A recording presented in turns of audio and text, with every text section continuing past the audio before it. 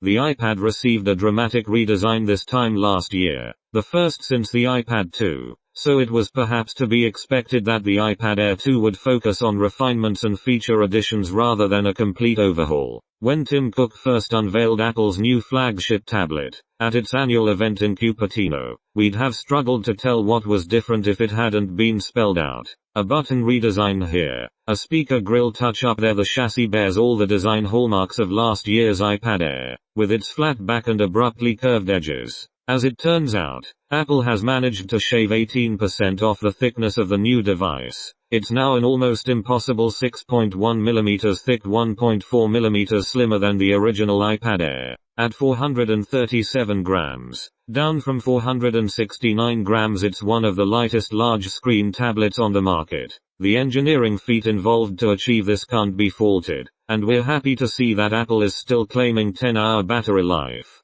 The screen was great on the original iPad Air, and its vital statistics haven't changed here. It still measures the same 9.7 inches across the diagonal, and the Retina resolution of 1536 x 2048 delivers an identical pixel density of 264 ppi. It looks just as sharp, and if last year's Air is anything to go, the quality should be excellent. There are differences though. The iPad Air's screen has a new anti-reflective coating. The LCD screen is now fully laminated to the glass above. This should lead to a more lifelike image and, with less light bouncing around between the screen's various layers, it should also improve contrast. And the chip that processes the touch input from the screen has also been upgraded. Apple says this should, to give one example, improve the fluidity with which you can sketch with your finger on screen. Elsewhere, the most significant visual changes of the most superficial kind. For those with a penchant for bling, there will now be a gold version to go with their glitzy iPhones. It came as no surprise to anyone, however, that Apple this year has brought over the Touch ID fingerprint reader from its iPhones. In look,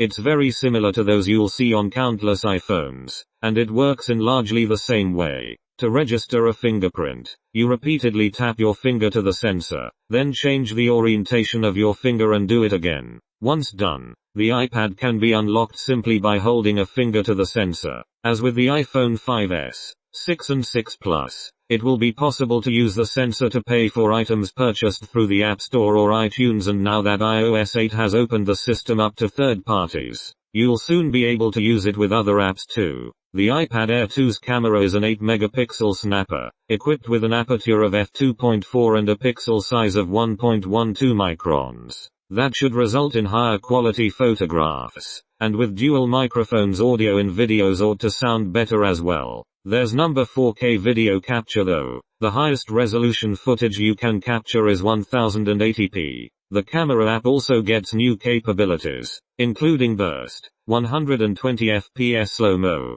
time-lapse, and a 43-megapixel panorama mode. Meanwhile, the front-facing camera adds a burst mode and HDR. It wouldn't be an iPad launch without an upgrade to the internals, and the iPad Air 2 is no different. Inside is a new A8X chip, which Apple says is 40% faster than the A7X in the iPad Air. There's also an upgraded GPU, which is 2.5 times faster than previously. The storage options have also changed, in line with the iPhone 6 and 6 Plus. The iPad Air 2 will be available with 16GB, 64GB or 128GB models, but there will be number 32GB model, and the iPad Air 2 will have both 800 and 2.11 AC Wi-Fi and improved 4G speed with up to 150 ms download speed. It's hard to criticize the iPad Air 2 because it's a refinement of what was already the best tablet on the market. It's slightly thinner and lighter, has a better camera and a fingerprint reader for more convenient unlocking. It's likely to be faster than before, and we hope that the screen will be slightly less reflective,